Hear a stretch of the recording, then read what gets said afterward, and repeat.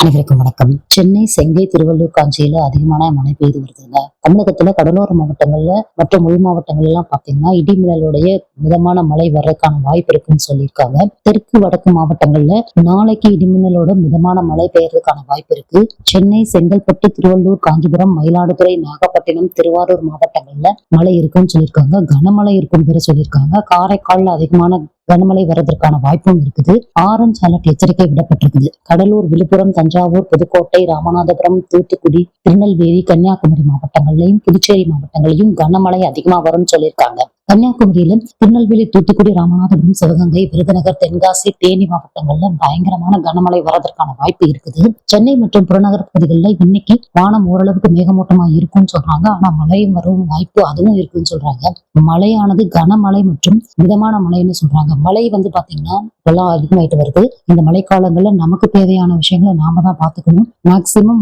பாத்தீங்கன்னா பள்ளிக்கூடம் போற பிள்ளைகளுக்கு பாதுகாப்பான விஷயங்களை செய்யணும். கொசுக்கடி இருக்கக்கூடாது. அது போக பாத்தீங்கன்னா அவங்களுக்கு ஒரு உற்ற உபகரணங்கள் கரெக்டா கொடுத்து அனுப்பணும். அவங்க நம்ம இந்த மழைக்காலங்கள்ல சளி, காய்ச்சல், தொற்று நோய்கள்லாம் வரும். அதையெல்லாம் சரி செய்யணும். அனைவரும் பாதுகாப்பாக இருக்கணும் அப்படிங்கிறது ரொம்ப முக்கியம். அனைவருக்கும் நன்றி, வணக்கம்.